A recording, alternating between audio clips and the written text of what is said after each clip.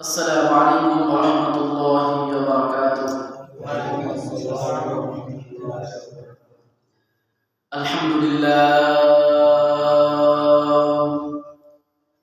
الحمد لله نحمده ونستعينه ونستغفره ونؤمن به ونتوكل عليه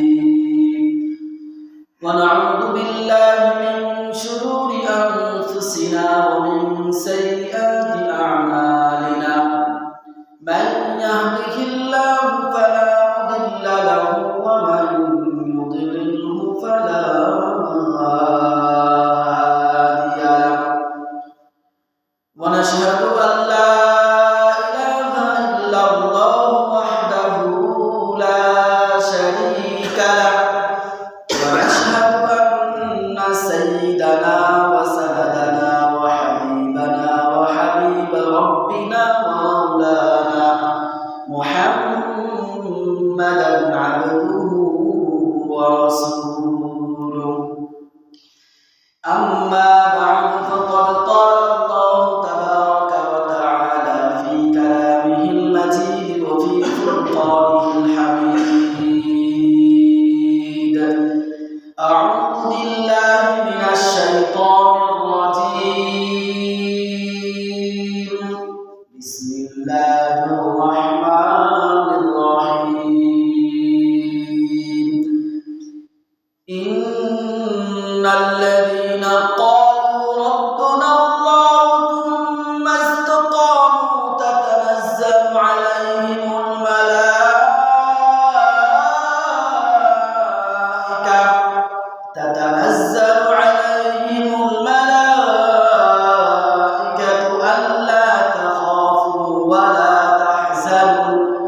ألا تخافوا ولا تحزنوا وأبشروا بالجنة التي كنتم توعدون.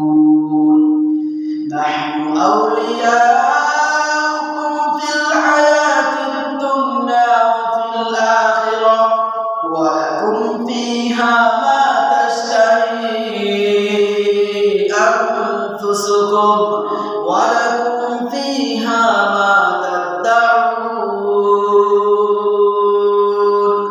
نزلا من غفور رحيم.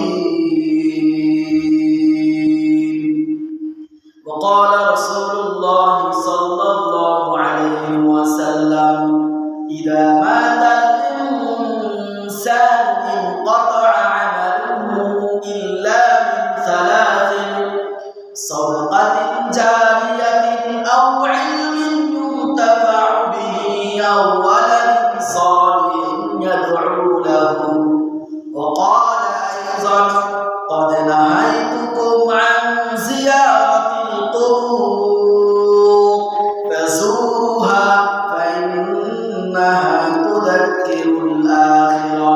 وقال أيضا: ما الميت في القبر إلا كالغريق المتخوف ينتظر دعوة تلحقه من أب أو أم أو ولد أو صديق، فإذا لحق كان أحب إليه من الدنيا وما فيها. وإن الله تعالى ليدخل على أهل القبور من دعاء أهل الأرض أمثال الجبال. وإن هدية الأحياء إلى الأموات الاستغفار لهم، أو كما قال عليه الصلاة والسلام. মুহতারাম মুআজ্জাজ সম্মানিত মুসল্লিয়ানে কেরাম, মহান আল্লাহ তাবারক ওয়া তাআলা দরবারে শুকরিয়া আদায় করি যে মহান আল্লাহ তাবারক ওয়া তাআলা আমাদেরকে আজকে পবিত্র জুমার দিন জুমার নামাজ আদায়ের উদ্দেশ্যে আল্লাহ তাআলার প্রিয় ঘর মসজিদে আসা বসার এবং পবিত্র কোরআন হাদিসের আলোকে কিছু কথা বলার এবং শোনার তৌফিক দান করেছেন। এই জন্য অন্তরে অন্তঃস্থল থেকে শুকরিয়া আদায় করি, আলহামদুলিল্লাহ।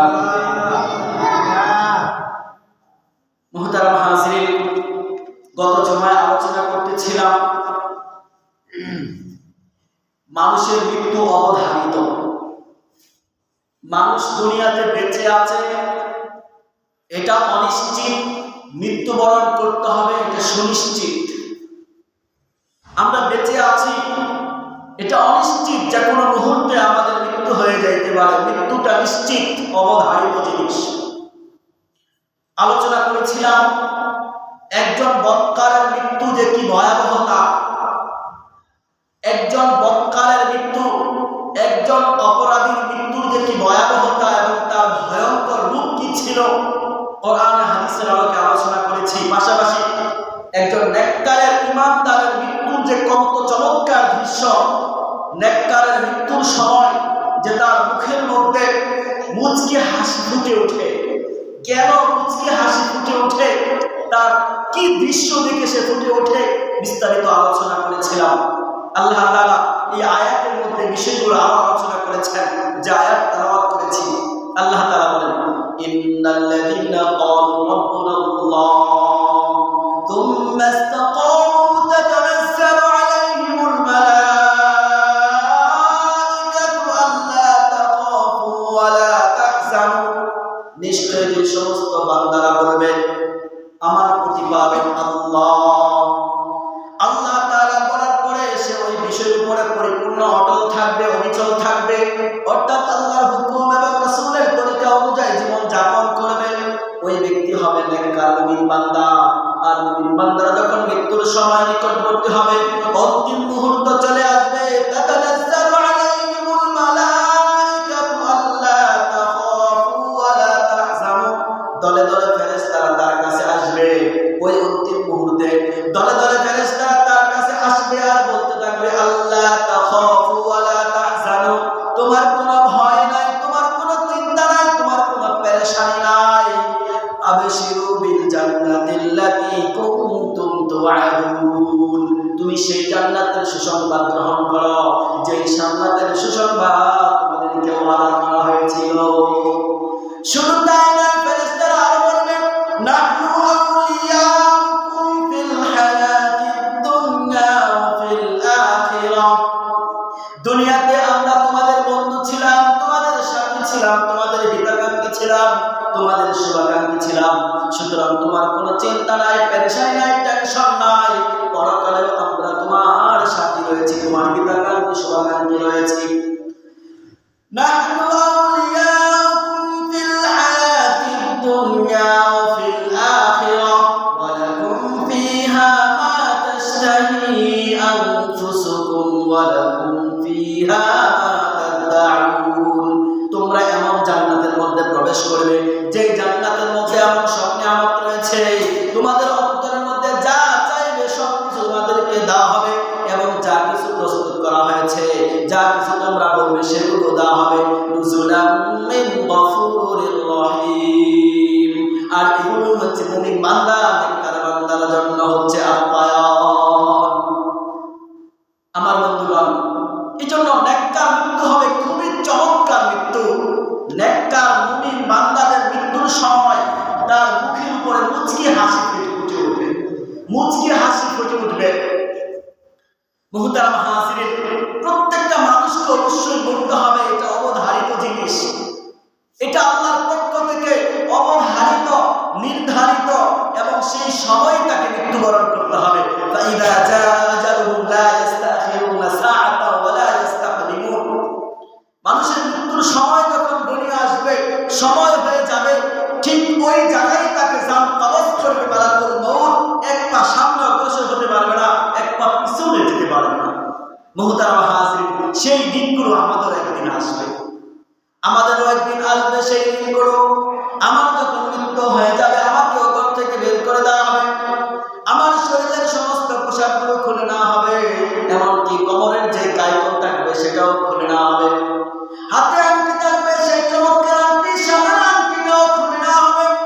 নারীদের শরীরের মধ্যে যে সমস্ত অলঙ্কার থাকবে, কত চমৎকার অলঙ্কার, কত আদর করে, কত মায়া করে সেই অলঙ্কারগুলো পরিধান করত, সেই নারীদের কোনো অলঙ্কার তার গায়ের মধ্যে বাকি রাখবে না, সব কিছু খুলে নেওয়া হবে। তার ঘর থেকে বের করে দেওয়া হবে, তার সমস্ত কাপড়গুলো খুলে নেওয়া হবে, তাকে নতুন সাথে সজ্জিত করার জন্য নতুন ভাবে তাকে গোসল করা হবে। দুনিয়াতে কত গোসল করেছি, কত মানুষকে গোসল করিয়েছি, কিন্তু সেই গোসলটা এমন গোসল হবে, জীবনের শেষ গোসল হবে। গোসল গরম পানি দিয়ে গোসল করানো হবে, 3 টুকরা অথবা 5 টুকরা কাপড় দিয়ে। পুরুষের জন্য 3 টুকরা, মহিলাদের জন্য 5 টুকরা কাপড় দিয়ে গোসল শেষে সজ্জিত করা হবে। কবরস্থ করার পূর্বে তাকে অন্তিম নামাজ, জানাজার নামাজ পড়ানো হবে। আমার বন্ধুগণ, সেই দৃশ্যটা আবার হবে। আমি একদিন মরে যাব, আমার কাপড় সব খুলে নেওয়া হবে, আমাকে গোসল করানো হবে, কাপড় পরানো হবে। মসজিদের খাটিয়ার মধ্যে শোয়া, মসজিদের আঙিনায় অথবা কোনো মাঠের মধ্যে সমস্ত মানুষ দাঁড়ায় আমার জানাজার নামাজ পড়বে। কবরের মধ্যে শোয়া দিলে, কবরের মধ্যে যখন শোয়া দেওয়া হবে, মুনকার নাকির আমাদেরকে প্রশ্ন করবে। আমার বন্ধুগণ, সেই অবস্থাটা আমার তৈরি হবে না, হবে না? অবশ্যই হবে, কারণ এটা অস্বীকার করার কোনো বিষয় নয়। আমরা দুনিয়াতে কত মানুষের মৃত্যু দেখেছি, কত মানুষের মৃত্যু দেখেছি, কত মানুষের জানাজা পড়েছি, কত মানুষকে কবরস্থ করতে দেখেছি, কবরস্থ করেছি। মুহতারাম হাজির, এই বিশ্বাসটা আমাদের বাস্তব অভিজ্ঞতার বিশ্বাস। এটা এমন নয় যে কোনো ওলামায়ে কেরামদের কাছ থেকে শুনে বিশ্বাস। মুহতারাম হাজির, এই বিশ্বাসটা আমাদের বাস্তব অভিজ্ঞতা, আমরা নিজেরা সচক্ষে দেখেই বিশ্বাসটা করেছি। মুহতারাম হাজির, কবরের মধ্যে যখন শোয়ানো হবে, কবরের মধ্যে শোয়ানোর পরে ফেরেশতা চলে আসবে, মানুষকে জিজ্ঞাসা করবে, মা রব্বুকা ওয়া মা দীনুকা ওয়া মা নাবিয়্যুকা, বলো তোমার রবকে, তোমার দিনকে, তোমার নবীকে।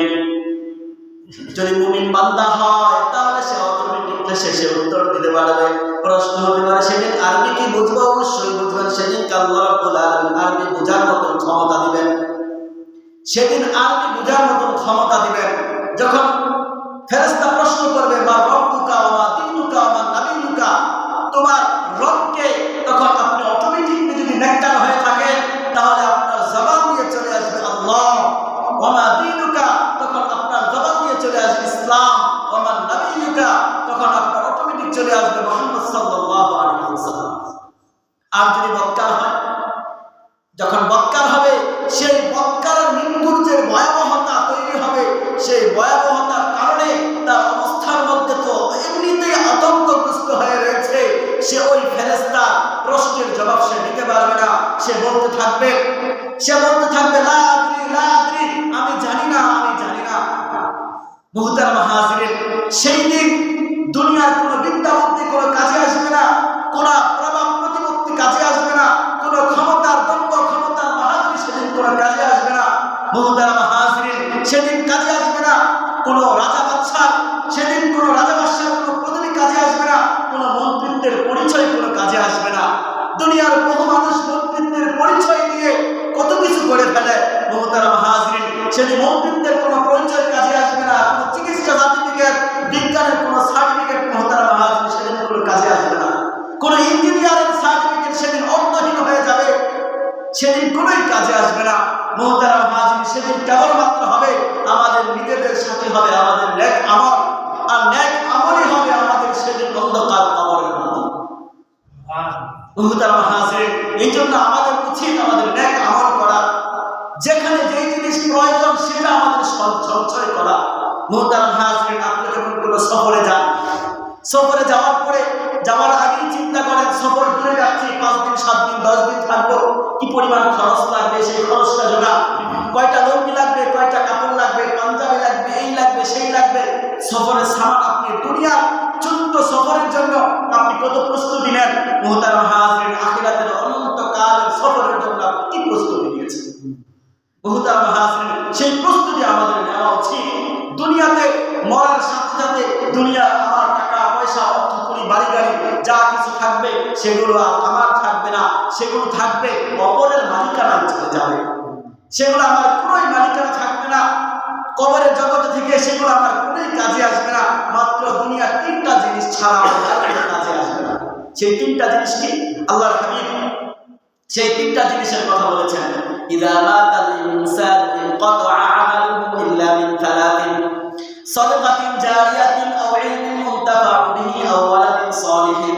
এই 3টা বিষয় ছাড়া, মৃত্যুর পরে এই 3টা জিনিস ছাড়া, 3টা পন্থা বা 3টা পদ্ধতি ছাড়া কবর জগতে আপনার আর কোনো কাজে আসবে না দুনিয়া। সেই তিনটা জিনিস কি?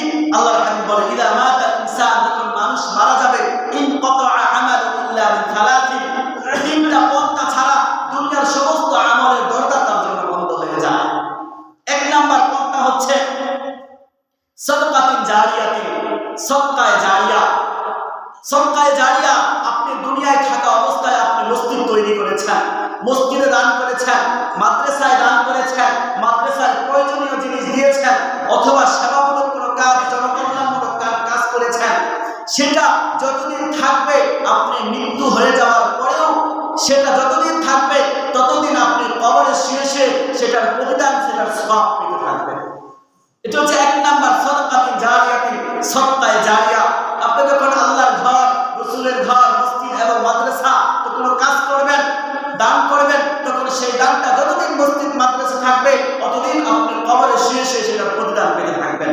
দুই নাম্বার, আল্লাহর হাবিব সাল্লাল্লাহু আলাইহি ওয়াসাল্লাম বলেন আও ইলমিন ইউনতাফাউ বিহি, এমন ইলম যেটা দিয়ে মানুষ উপকৃত হয়, উপকারী ইলম। আপনি যখন কাউকে কালিমা শিক্ষা দিলেন, সূরা শিক্ষা দিলেন, দোয়া শিক্ষা দিলেন, 12 জিনিস শিক্ষা দিলেন, তখন সেটার উপরে যখন আমল করবে, আপনি মানুষকে দাওয়াত দিলেন, নামাজের দিকে, আল্লাহ রাসূলের দিকে ডাকলেন, তাদেরকে দ্বীনের মধ্যে নিয়ে আসলেন, তখন এটা যতদিন জারি থাকবে ততদিন সেই কবরে শুয়ে আপনি এই ইলমের সওয়াব কবরে শুয়ে পেতে থাকবেন। মুহতারাম হাজিরিন, 3 নম্বরে আল্লাহর হাবিব সাল্লাল্লাহু আলাইহি ওয়াসাল্লাম বলেন আও ওয়ালাদিন সালিহিন ইয়াদউ লাহু। 3 নম্বরে হচ্ছে নেক সন্তান যদি আপনি দুনিয়াতে রেখে যান, তাহলে সেই নেক সন্তান যখন আপনার জন্য দোয়া করবে, তখন কবরে শুয়ে সেই নেক সন্তানের দোয়ার ফজিলত আপনি কবরে শুয়ে পেতে থাকবেন। মুহতারাম হাজিরিন, এই জন্য আমাদেরকে এই 3টা কাজ করা দরকার। 1 নম্বর কাজ, এই 3টা ছাড়াও যে কাজটা করব সেটা হচ্ছে আমি নিজে কবরের সঞ্চয় আমি নিজে অর্জন করব, পাশাপাশি আরো 3টা জারি করে রেখে যাব। মুহতারাম হাজিরিন, দেখবেন শহরের মানুষ যারা আছে তারা অনেক টাকা ভাড়ায় ঘর করে, বাড়ি করে, তখন ভাড়া দেয়, বৈশা বৈশা মৃত্যু পর্যন্ত সেই ভাড়া পায় আর ভাড়া বৈশা বৈশা খাইতে থাকে।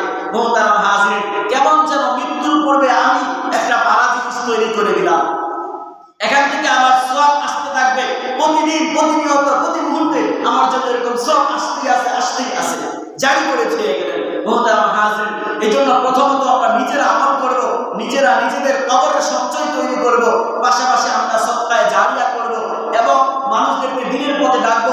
3 নম্বরে হচ্ছে নিজের সন্তানকে আমরা নেক সন্তান হিসেবে বানায় যাব। মুহতারাম হাজিরিন, নেক সন্তান বানাবো, এক্ষেত্রে কিভাবে বানাবো?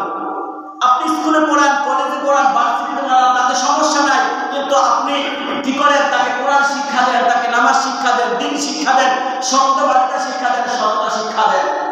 মুহতারাম হাজিরিন, দুঃখের বিষয়, এমন পিতামাতা খুব কমই পাওয়া যাবে যে মাসে একবার তার সন্তানকে পাশা বসায়া তাকে বলে যে দেখো, সবসময় সত্য কথা বলবা, সত্যবাদীদের সঙ্গে চলবা, কখনো মিথ্যার দিকে যাবা না, কোনো প্রতারণার দিকে যাবা না, ভালো পথে চলবা, নামাজ পড়বা, দ্বীন মানবা, দ্বীনের পথে চলবা।